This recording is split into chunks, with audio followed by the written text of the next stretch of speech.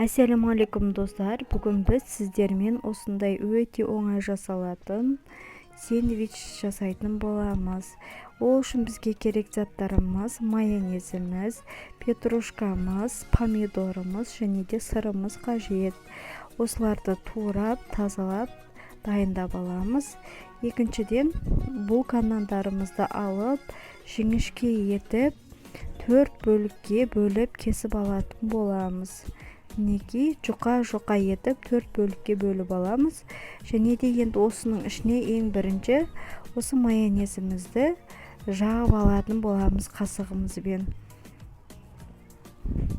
Өстіп майонезімізді жағып аламыз да, үстіне жаңағы өздеріңіз қалауларыңыз бойынша сельдерей, немесе петрушка, немесе басқа да көк шөптер қойсаңыздар болады. Және де үстіне қияр, помидорымызды және де сырымызды қоятын боламыз.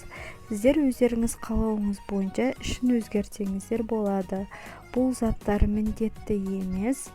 Яғни сіздер үйде не бар, соны қойып жасасаңыздар болады өздеріңіз қалауларыңыз бойынша. Ішіне өздеріңіз колбаса, немесе қазы, немесе де басқа да заттармен алмастырып жасасаңыздар болады. Мінекей біз өстіп майонезімізді барлық жеріне біркелкетіп жағып алдық. Енді осының үстіне көк шөбімізді қоямыз. Оның үстіне сырымызды және де помидорымызды қойып, екінші нанымызбен бетін жабатын боламыз. Мінекей құрамы деген өте оңай, барлық үйден табылады деп ойлаймын. Және де өте дәмді болып шығады. Сіздер де бізбен бірге үйде жасап көріңіздер. Мінекей үстіне қойып шықтық. Мінекей сол екінші нанымызбен, булкамызбен үстін жаптық.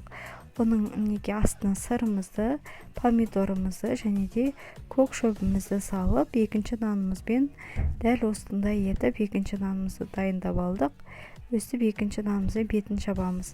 Мен мына жерде арнайы, яғни сэндвичке арналған, яғни Редмонд печкасында соған пісіретін боламын.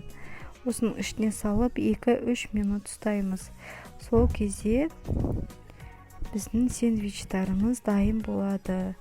Сіздер бұл болмайтын болса, кәдімгі духовкаға істесеңіздер болады. Мінекей біздің жасыл светіміз жанды, яғни сэндвичтарымыз дайын. Мінекей дәл осындай етіп, екінші нандарымызды тағы да дайындап аламыз. Енді осының үстін тағы да жауып, 2-3 минут күтетін боламыз. Мінекей үстіп салып, 2-3 минут күтеміз. Мінекей дайын біздің сэндвичтарымыз. Енді алып, ортасынан кесіп, тарелкамызға әдемілеп саламыз. Мінекей біздің сэндвичтеріміз өте дәмді, әрі әдемі, және де жасалу жолы оңай. Бізбен бірге дайындап көріңіздер.